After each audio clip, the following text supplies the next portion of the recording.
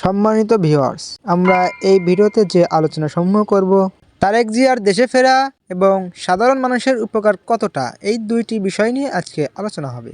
Staff reporter. দীর্ঘ সময় পর বিএনপির ভারপ্রাপ্ত চেয়ারম্যান তারেক জিয়ার দেশে প্রত্যাবর্তনকে ঘিরে দেশের রাজনৈতিক অঙ্গনে শুরু হয়েছে ব্যাপক আলোচনা। তার দেশে আসা সাধারণ মানুষের জন্য কতটা উপকার বয়ে আনতে পারে, এ প্রশ্ন এখন আলোচনার কেন্দ্রবিন্দুতে। রাজনৈতিক বিশ্লেষকদের মতে তারেক জিয়ার সরাসরি উপস্থিতি বিরোধী রাজনীতিকে আরও সক্রিয় ও সংগঠিত করতে পারে। এর ফলে সরকারের ওপর গণতান্ত্রিক চাপ বাড়বে এবং সংসদ ও রাজপথে বিরোধী কণ্ঠ আরও শক্তিশালী হওয়ার সম্ভাবনা তৈরি হবে।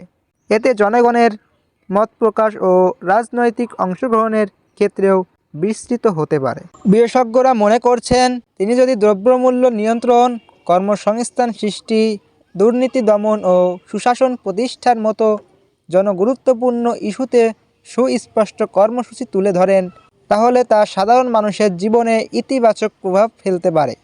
তরুণ সমাজ ও দলীয় কর্মীদের মধ্যেও নতুন উদ্দীপনা সৃষ্টি হওয়ার সম্ভাবনা রয়েছে। তবে কেউ কেউ আশঙ্কা করছেন, তারেক জিয়ার দেশে ফেরা রাজনৈতিক উত্তেজনা ও সংঘাতও বাড়াতে পারে। সেক্ষেত্রে দেশের সার্বিক স্থিতিশীলতা ব্যাহত হওয়ার ঝুঁকি থেকে যায়।